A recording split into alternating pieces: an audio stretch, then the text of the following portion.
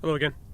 So today I thought we'd get outside and enjoy the weather we're having. It's actually starting to show some sort of a semblance of winter here in Texas. I believe it's about 34 degrees, light breeze. So I wanted to take the opportunity to get out here and talk to you about one of my favorite and most important pieces of equipment, which is my shelter. I have the Zpacks Duplex, and I went with the Duplex probably for the same reason a lot of people do. Size, weight, of course. I believe it comes out to be 12 inches by roughly 5 inches. Doesn't take up much space at all for a two-person tent. Say two-person tent, it's more like a 1.5 person tent. The reason you go with the two-person tent is, or the reason I went with the two-person tent is probably the same as most. Is to have a little bit more room to move, but more because I want to have all my gear inside my tent with me at night. It's just a personal preference. I kind of like to keep my pack up underneath my feet so I can raise my feet up at night. As you may have seen in another one of my videos, inside this stuff sack is also my tent poles, because I'll be going trekking poleless, and this is a trekking pole style tent. Also, my 8 MSR mini groundhog stakes are in here as well. Now, for those of you who may not have known this, Zpacks actually makes a set of carbon poles for people who do want to go without trekking poles, so obviously I'm not the only person to decide to do this. The inside, it's got its own little stuff sack and two 48-inch carbon poles.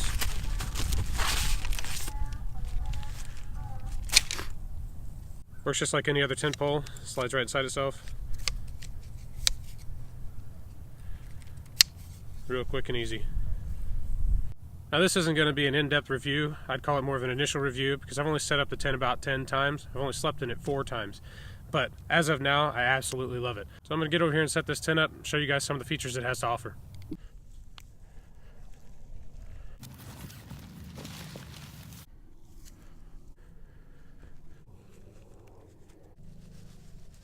Just a quick rundown of this particular duplex and why I chose to go with this one. I got this one in the spruce green, which is a heavier weight Dyneema composite fabric. The traditional duplex is made from a 0.51 weight Dyneema fabric.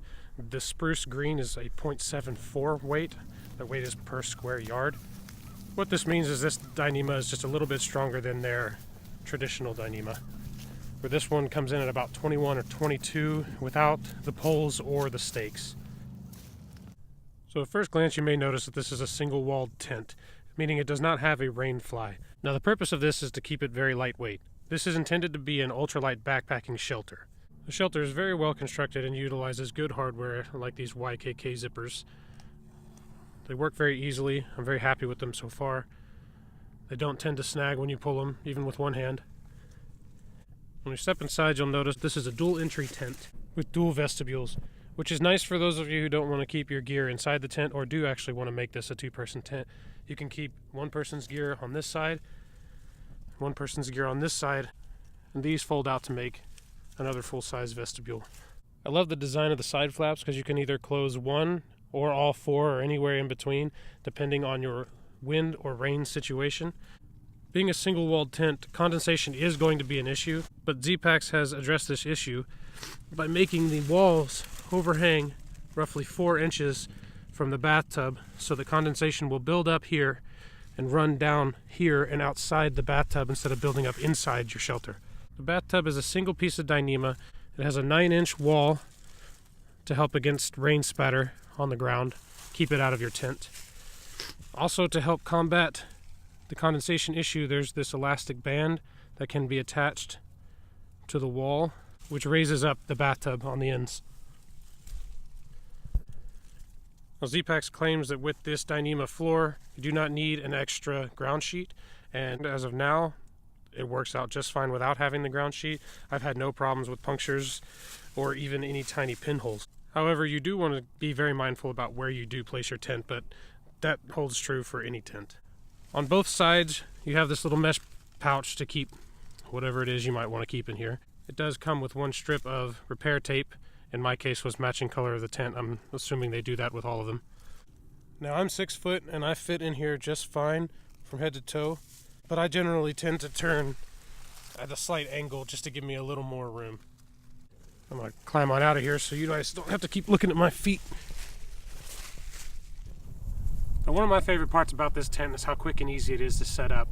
I set this one up in just under 4 minutes, and it's only about my 11th time to set it up.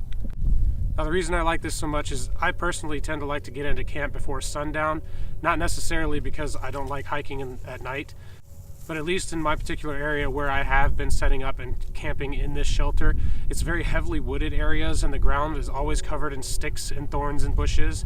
And at night I'm afraid I wouldn't clear them properly and I'd either puncture my floor or possibly my thermarest.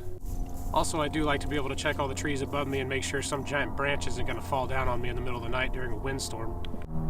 So far, I have absolutely no complaints about this shelter. It is very pricey, but it's one of those things you get what you pay for. I do only have limited experience with it, which is why this is an initial review, not necessarily a full-on review. I can't wait to get this thing out on the PCT and have it be my home every single night for possibly 6 months, and then be able to break it down and give you a true full-on review of this duplex. Now, this type of shelter is not going to be great for everyone. There are no poles, unless in my case I don't use trekking poles, so I am using the carbon poles. But it is not a freestanding tent by any means. It requires at least 6 stakes, but I use the full 8 to pull my sidewalls out and give me a little bit more headroom. In my particular situation that I'm going to be using this shelter day in and day out, almost every single night I'm out on the PCT, I will be spending in this. I don't know that I would go any other way. It is so light, so small, and so easy to set up and take down that I just don't know that I could go with a freestanding tent. Now, that's my personal opinion, and there's absolutely nothing wrong with freestanding tents. I actually looked at the Big Agnes Fly Creek 2. I looked at the Nemo Hornet 2. They all have great reviews, supposedly some great shelters. This was just the way I saw myself going, and I'm really happy that I did. I've tried to cover a lot of information here about this shelter. There's so much more information that I did not cover here. It's hard to get it all into one thought process, to be honest with you. If you have any other questions about the shelter, why I chose it, why I chose this particular one, just leave a comment down below and I'll get back to you as soon as I can. If you like the videos I've been posting here on YouTube and you'd like to see more like this one, or just follow me along on my PCT adventure next season, feel free to hit the subscribe button and follow along. Until next time.